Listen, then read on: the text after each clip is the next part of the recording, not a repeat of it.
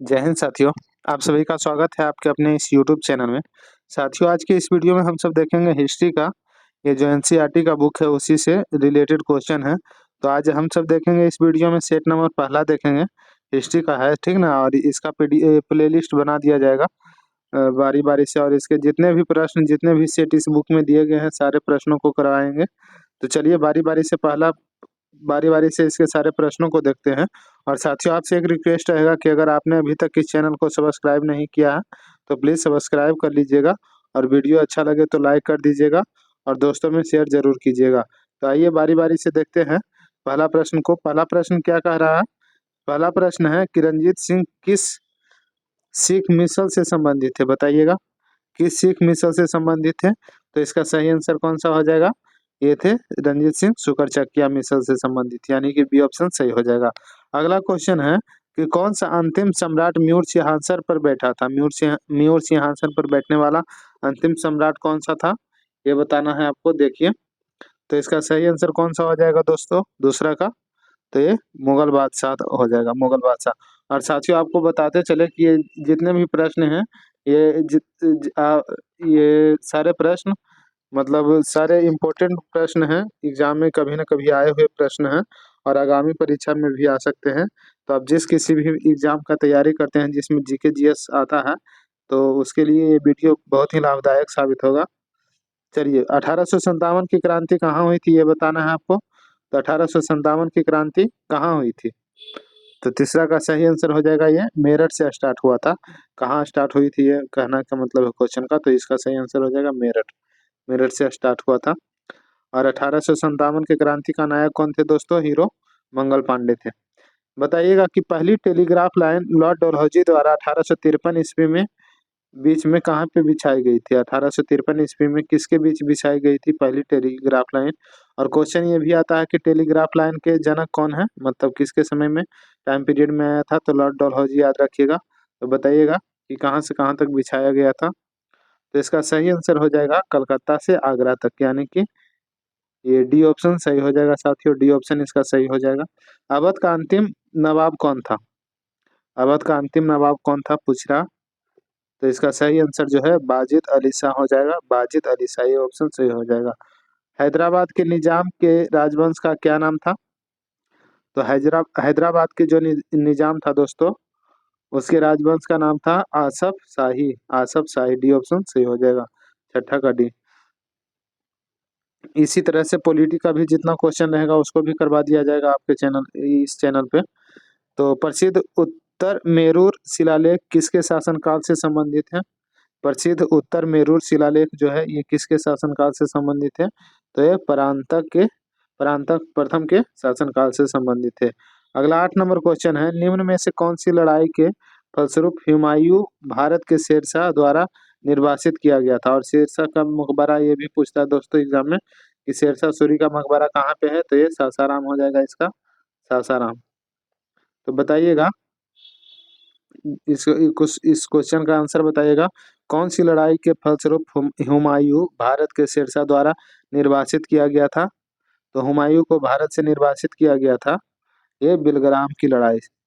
पहला ऑप्शन सही हो जाएगा। गुरु नानक का जन्म स्थल कौन सा है? ये बिहार पुलिस में क्वेश्चन आया है दोस्तों। गुरु नानक जी का जन्म स्थान कौन सा है, नौका? तो इसका सही आंसर हो जाएगा ये गुरु नानक जी का, तो ये तलवंडी में है, तलवंडी में। और गुरु गोविंद सिंह का भी जन्म मतलब स्थल पूछता है तो पटना साहिब हो जाएगा, जिसे पटना सिटी कहते हैं। अगला प्रश्न है 10 नंबर है कि पुरंदर की संधि शिवाजी ने कब और किसके साथ की थी? पुरंदर की जो संधि हुई थी ये शिवाजी और किन के बीच में हुआ था और कब हुआ था? तो इसका सही आंसर निकल कर आएगा दोस्तों कि 1665 में राजा जयसिंह के साथ में शिवाजी ने पुरंदर की संधि की थी। अगला क्वेश्चन देखते हैं, भारत में कौन सा प्रदेश यूरोपियनों को उत्तम कोटि का नमक और अफीम उपलब्ध कराता है? भारत में कौन सा प्रदेश है जो यूरोपियनों को उत्तम कोटि का नमक और अफीम उपलब्ध कराता है? तो इसका सही आंसर हो जाएगा ये बिहार जो है, बिहार उत्तम कोटि का नमक और अफीम के लिए जाना जाता था। 12 नंबर क्वेश्चन है कि भारत के शासनकाल में विद्वानों के समूह ने भारत महाभारत का संस्कृत से पर्शियन में अनुवाद किया था। इस पर्शियन अनुवाद को क्या कहा गया था? बताइएगा। तो इसका सही आंसर हो जाएगा रज्मनामा कहा गया था, बी ऑप्शन रज्मनामा।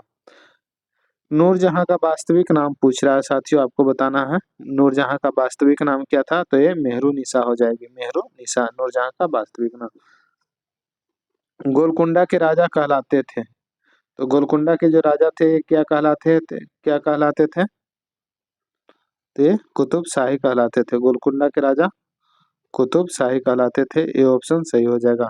उड़ीसा के गजपति राजवंश का संस्थापक कौन था? उड़ीसा के गजपति राजवंश का शासक था कपिलेंद्र। कश्मीर का जैनुल आबिदीन 1420 से 70 की, जो अपनी कला और साहित्य की संरक्षता के लिए प्रसिद्ध था, किस राजवंश से संबंधित था? तो ये संबंधित था दोस्तों शाहमीर राजवंश से। 16 का ये ऑप्शन सही हो जाएगा। साथियों, अगर आपने अभी तक इस चैनल को सब्सक्राइब नहीं किया है तो प्लीज सब्सक्राइब कर लीजिएगा, और वीडियो अच्छा लगे तो लाइक कर दीजिएगा। इनमें से कौन से बहमनी सुल्तान ने अपनी राजधानी गुलबर्ग से बीदर स्थानांतरित की थी? वीडियो स्लो लगेगा तो इसको स्पीड बढ़ा के देख सकते हैं आप सब। बहमनी सुल्तान ने अपनी राजधानी गुलबर्ग से बीदर स्थानांतरित की थी, किसने? तो इसका सही आंसर निकल कर आएगा अहमद शाह वली ने, डी ऑप्शन सही हो जाएगा। मध्यकालीन मंदिरों में सबसे लंबा कौन सा है? मध्यकालीन मंदिरों में सबसे लंबा मंदिर कौन सा है? तो यह हो जाएगा तंजौर का बृहदेश्वर मंदिर, यानी कि डी ऑप्शन सही हो जाएगा, तंजौर का बृहदेश्वर मंदिर। किस राष्ट्रकूट राजा ने एलोरा में शिव का प्रसिद्ध कैलाश मंदिर बनवाया था? शिव का प्रसिद्ध कैलाश मंदिर किस राजकूट राजा ने बनवाया था? तो ये कृष्ण प्रथम ने बनवाया था। सबसे पुरानी स्मृति कौन सी है? मनु स्मृति जो है दोस्तों, ये सबसे पुरानी स्मृति है। इनमें से कौन सा जैन दर्शन से संबंध नहीं रखता? तो नया बात जो है ये जैन दर्शन से संबंध नहीं रखता है। किसने सबसे पहले ब्राह्मणों को भूमि उपहार की रीति शुरू की थी? ब्राह्मणों की सबसे पहले भूमि उपहार की रीति किसने शुरू किया था? तो ये सातवाहन ने किया था, सातवाहन ने। भारत में सोने के सिक्के सर्वप्रथम किसने जारी किए? सोना का सिक्का सबसे पहले किसने जारी किया था, ये पूछ रहा। तो ये हो जाएगा इंडो ग्रीक ने, ये ऑप्शन सही हो जाएगा। कौन सा पल्लव राजवंश शंकराचार्य का समकालीन था? तो शंकराचार्य का जो समकालीन थे ये दंती बर्मन थे। बादामी के चालुक्यों का संस्थापक कौन था? तो पुलकेशिन द्वितीय था।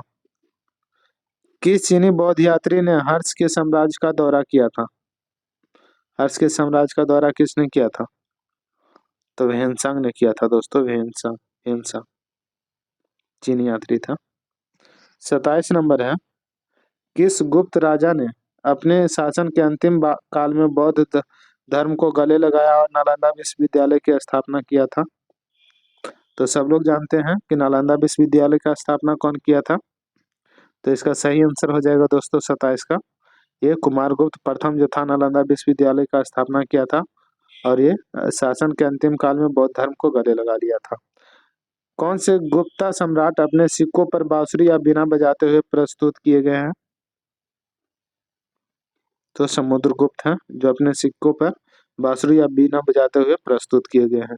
इनमें से कौन सा साहित्य द्रविड़ वेद के नाम से जाना जाता है? 29 नंबर, तो तेवरम। जैन परंपरा के अनुसार पहले तीर्थंकर कौन थे? तो पहले तीर्थंकर हो जाएंगे ऋषभदेव। इनमें से कौन सी प्रथम बौद्ध नन थी? प्रथम बौद्ध नन, तो प्रजापति गौतमी जो थी प्रथम बौद्ध नन थी, ठीक ना, बी ऑप्शन सही हो जाएगा। इनमें से कौन सी तमिल भूमि की बाइबिल के नाम से भी जाना जाता है? तमिल भूमि की बाइबिल के नाम से जानी जाती है कौन? तो सही आंसर हो जाएगा तिरुकल्लूरल, तिरु तिरुक्कुरल, ठीक ना। संगम साहित्य की भाषा कौन सी है? संगम साहित्य की भाषा कौन सी है? तो तमिल हो जाएगा संगम साहित्य की भाषा। सबसे पुरानी भारतीय दवा आयुर्वेद का उद्गम कहाँ से हुआ? तो आयुर्वेद का उद्गम जो है साथियों कहाँ से हुआ है, तो ये अथर्ववेद से हुआ है दवा का उद्गम। पूरा वैदिक काल में कितने भगवान आर्यों द्वारा पूजित थे? पूरा वैदिक काल में कितने भगवान जो थे वो आर्यों के द्वारा पूजित थे? तो 33 33 भगवान थे, 33 भगवान। सिंधु सभ्यता निम्नलिखित में से किस काल से संबंध रखती है? तो सिंधु सभ्यता का संबंध हो जाएगा दोस्तों 36 का आधे ऐतिहासिक युग से। डी ऑप्शन सही हो जाएगा। एपिग्राफी क्या है? तो सिक्कों का अध्ययन क्या कहलाता है? शिलालेखों में प्रयुक्त प्राचीन लेख या शिलालेखों का अध्ययन या भूतकाल में पदार्थों का अध्ययन क्या है एपिग्राफी? तो एपिग्राफी का संबंध है दोस्तों ये शिलालेखों का अध्ययन से। शिलालेखों का अध्ययन एपिग्राफी कहलाता है, सिक्कों का अध्ययन न्यूमिस्मेटिक कहलाता है। मोहनजोदड़ो की सबसे बड़ी इमारत कौन सी है? मोहनजोदड़ो की सबसे बड़ी इमारत पूछ रहा है 38 नंबर। तो इसका सही आंसर निकल कर आएगा बड़ा धान्यागार, ठीक ना, ग्रेट ग्रेनरी। अगला क्वेश्चन है भारतीय उपमहाद्वीप में सबसे पहली खेती कहाँ पे हुई थी? तो सबसे पहली खेती जो है ये मेहरगढ़ में हुई थी। बी ऑप्शन सही हो जाएगा। साथियों ये टॉपिक बाय टॉपिक इसमें दिया हुआ है, ठीक ना। तो आज ये सेट नंबर 1 है और इसका जैसा आप सबका मतलब ये रहेगा रिएक्शन रहेगा इस वीडियो पे उसके अनुसार, और बाकी सारे सेट भी करा देंगे। तो ये एनसीईआरटी का है दोस्तों बुक का। तो सारा प्रश्न टॉपिक वाइज है और सारे प्रश्न महत्वपूर्ण है, तो वीडियो को लास्ट तक देखिएगा। मानव आत्मा की एक शरीर से दूसरे शरीर में गमन किस वैदिक साहित्य का विश्वास है? मानव आत्मा का एक शरीर से दूसरे शरीर में गमन किस वैदिक साहित्य का विश्वास है? तो ये है उपनिषद का, उपनिषद का। 41 नंबर है किसके संरक्षण में संगम साहित्य की रचना की गई थी? तो संगम साहित्य की रचना हो जाएगा पांडी के संरक्षण में। डी सी ऑप्शन सही हो जाएगा। हर्यक राजवंश का संस्थापक कौन था? हर्यक राजवंश का संस्थापक बिंबिसार हो जाएगा। अगला क्वेश्चन है भारत के प्रथम बार महायान बौद्ध ने आदर्श पूजा का अभ्यास प्रारंभ किया, उन्होंने कब यह अभ्यास प्रारंभ किया था? 43 नंबर। तो उन्होंने ये अभ्यास पहली शताब्दी में प्रारंभ किया था, पहली शताब्दी में। सी ऑप्शन सही हो जाएगा। इनमें से कौन सा सबसे पुराना जैन ग्रंथ कहा जाता है? तो सबसे पुराना जैन ग्रंथ हो जाएगा 14 पूर्व जो है सबसे पुराना जैन ग्रंथ है। सी ऑप्शन 44 का सही हो जाएगा। 45 नंबर है, देखिए कब और किसके द्वारा अशोक के शिलालेखों के गूढ़ अक्षरों को प्रथम बार पढ़ा गया था? गूढ़ अक्षरों को अशोक के शिलालेख का प्रथम बार कब पढ़ा गया था और किसके द्वारा? तो ये 1837 में पढ़ा गया था जेम्स प्रिंसेप के द्वारा। डी ऑप्शन सही हो जाएगा। किस बौद्ध सन्यासी के प्रभाव में आकर अशोक बौद्ध धर्म का अनुयायी बना था? अशोक बौद्ध धर्म के अनुयायी बने थे उपगुप्त के प्रभाव में आकर। भारत सरकार द्वारा अपने देश के राष्ट्रीय चिन्ह के रूप में अपनाया गया अशोक की राजधानी सारनाथ पिलर के धर्म चक्र में कितनी तीलियां थी? तो अशोक की राजधानी के धर्म चक्र में कितनी तीलियां थी ये पूछ रहा। तो ये 24 तीलियां था और हम सबके राष्ट्रीय ध्वज में भी वो जो चक्र का निशान है उसमें 24 तीलियां हैं दोस्तों। कब और किसने शक युग प्रारंभ किया था? तो ये कनिष्क ने 78 ईस्वी में शक युग प्रारंभ किया था। शक युग का प्रारंभ पूछता है क्वेश्चन में, शक युग तो 78 ईस्वी में, ठीक ना, 78 ईस्वी में हुआ था। चलिए आगे बढ़ते हैं। सेकंड लास्ट क्वेश्चन है चीनी यात्री किस चीनी राजा ने 220 ईसा पूर्व में चीन की विशाल दीवार को बनवाया था? तो चीन की विशाल दीवार को बनाने का श्रेय शी हुआंग टी को जाता है। दक्षिण पथ पति की पदवी सबसे पहले किसने ग्रहण की थी? दक्षिण पथ पति की पदवी सबसे पहले किसने प्रारंभ किया था? तो इसका सही हो जाएगा श्री सातकर्णी प्रथम ने, श्री सातकर्णी प्रथम ने। तो यहाँ पे हमारा ये सेशन समाप्त होता है दोस्तों। तो आपसे रिक्वेस्ट रहेगा कि प्लीज़ अगर आपने अभी तक इस चैनल को सब्सक्राइब नहीं किया तो सब्सक्राइब कर लीजिएगा और वीडियो अच्छा लगे तो लाइक कर दीजिएगा दोस्तों। लाइक से आपका कुछ नहीं जाता है लेकिन हमको वीडियो बनाने का मोटिवेशन मिलता है, ठीक ना। तो इसलिए आपका लाइक बहुत ही मायने रखता है मेरे लिए। तो लाइक कर दीजिएगा अगर अच्छा लगता है तो। और अगर आपने अभी तक इस चैनल को सब्सक्राइब नहीं किया है तो सब्सक्राइब कर लीजिएगा। धन्यवाद दोस्तों, मिलते हैं अगले वीडियो में।